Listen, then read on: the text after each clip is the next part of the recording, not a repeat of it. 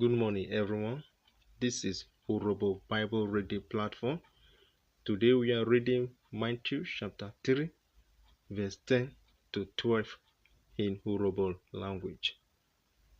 Obi ri Matthew uyobi roye era awo roye ikwe rite ikwive. Verse 10.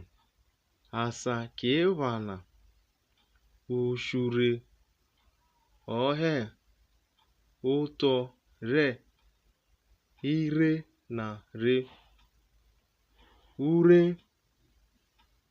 rọgbe mo emamo esiri keshe womu erare.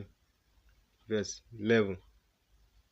Ami diodi re ekwo rierie mewo ke ụwa na eke vovu ọrọcha ve obuko me na ogano ve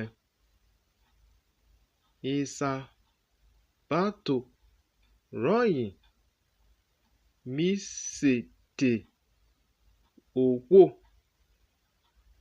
romo oye kave eri ọfafo ve erare wo ho ụwa. Verse 12. Ajuju he obo royi ko nabo kwere utu weri royi eka re ero ka we anyị kpo eru